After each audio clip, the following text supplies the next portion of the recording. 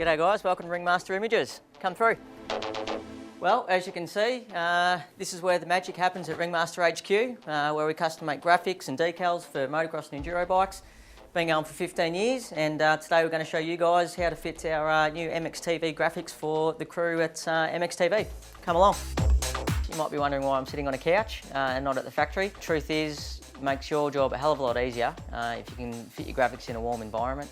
The material's a little bit more pliable. It takes a bit of time and there's no point in rushing it. What you need, methylated spirits or something similar to clean your plastics down, even if they're brand new. A couple of rags, one for cleaning down, one for helping apply the stickers. Stanley knife, a hairdryer will help when we get to a few of the trickier parts. Don't use a heat gun. Let's get cracking. A lot of options with plastics these days. Polysport do a couple of options. You can get an original OEM kit, which is basically stock standard colours. What Brendan decided to go for was sort of your more classic Kawasaki look. He went for a green front end and a black rear end.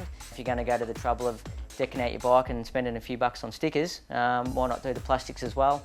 A lot of people can't afford to do so sometimes, but like I said, you can pick up a whole stock kit for 150 bucks. You know, you don't have any scratches in your guards, there's no dirt anywhere. When you put the stickers on, you've got a smooth surface for them to go on. You don't have to worry about cleaning off your old guards. Before you do anything, grab your sticker, hold it up on the plastic, make sure that they've given you the right plastics. You know, a couple of times you hear people saying, I've got my stickers and they don't fit, and you tell them to have a look on the back of the guard or even on the tag of the plastics and make sure that they've been sold the right model. If you've got the wrong model and you start sticking the sticker on, you're in strife. You don't want it overly saturated, but it will dry out anyway.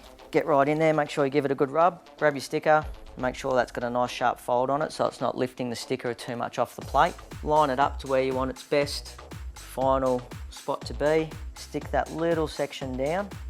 Wrap your thumb or your finger around the rag so that you can feel all the ridges in the plastic. And what we'll do is basically just rub in an upwards and downwards motion. Doing it this way just ensures that there'll be absolutely no air bubbles getting caught underneath as we're going.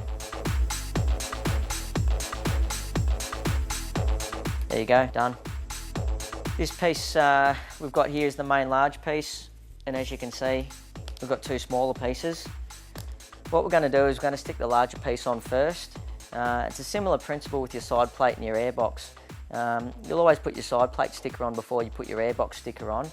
Reason being, you put the larger piece on first. When it comes to putting the smaller piece on, in this case it's these two, on the side plate section at your airbox. Once you've got the large piece on, you can then try and manipulate just a little bit if you need to, where things need to move left or right or up or down a little bit. With a little bit of tension, pulling it so the sticker's not floppy. Make sure all your holes are nice and lined up. Stick it down, and then what you'll see I'm going to do here is run my thumb straight along that main line that the direction of the stickers went. Holding the section down that we've just stuck down, I'll pop the sticker back up again. This is quite important because what this allows us to now do is lay these down with our rag or our thumb and make sure there's no air bubbles. It wasn't stuck down properly, and you get a little bit of heat to it. You know, stick your bike back out in the garage, a bit of condensation can get under there, and then you've got air bubbles again. And run along the line of the decal that we just laid it down on, sticking the main larger sections of the decal down first, and then rubbing up into any of the little smaller holes as we go. Now the main thing that I'm going to do here is we've got a curve that we need to try and follow the line of. Okay, this section back here doesn't matter, that gets folded under, it goes under the seat and it gets covered up anyway. If there's a bit of extra hanging over, you just trim it off and it doesn't matter. So what I'm going to do here is, while I'm still holding the sticker up, is I'm going to follow this line, rub my finger down along this line, make sure the sticker follows the contour of the guard, exactly like that. Once you do this a few times, guys, look, it's not as hard as what everyone thinks. You take your time, you do exactly what we've done here today. You come to a warm environment, makes the sticker nice and pliable, clean it up, start off slow, just do a little corner to start with. Once it's lined up, then you can just go ahead and do the rest.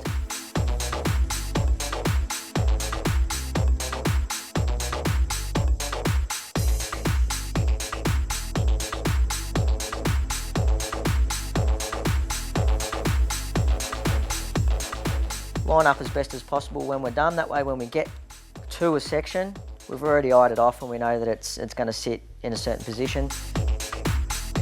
I'm just holding the sticker, pulling a little bit of attention on the sticker just to make sure it doesn't flop down onto the guard so I can rub it as I go. And I'm just getting a good eyeball view of the holes and making sure that they're still going to stay lined up as I rub the sticker down. That way I know as I go it's all going to be in the best possible position. But where you've got your little creases, get your thumb, go upwards in the direction of the crease, straight through the centre of the crease, basically splitting the crease into two, smaller creases, smooth it down.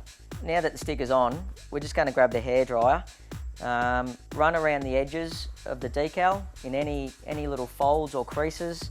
What that does is softens the sticker up. It allows the adhesive on the sticker to bond to the guard a little bit more. Make sure all the folds and creases are permanently stuck down. They're not going to pop back up when you get back to the garage. And then just trim off any little excess edges that might be hanging over.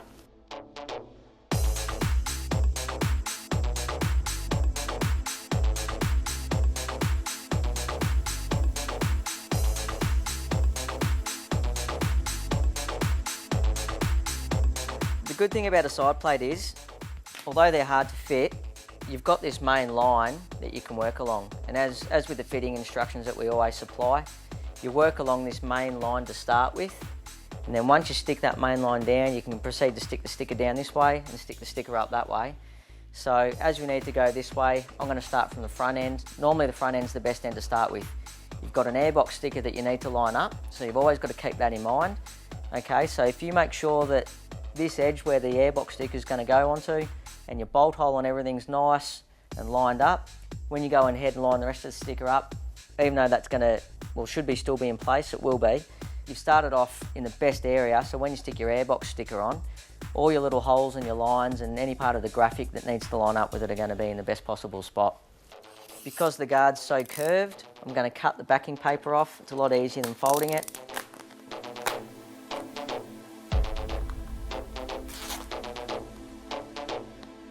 The thing with these kinds of stickers is they're so thick. If you've got soapy water or a solution underneath it and you're trying to use a squeegee on it, it's so damn hard to try and get all the air bubbles out with a wide squeegee than it is with your thumb.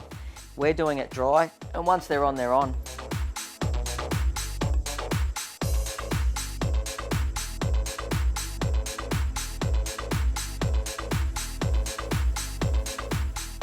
Alrighty guys, we're done. Hopefully that's given you an idea on how to stick a sticker kit onto your guards. The key things to remember: clean down your surface first, make sure you've got a couple of rags with you, don't be scared to lift the sticker up, line your holes up, work slowly, and when you're all done, run over it with a hairdryer and double check.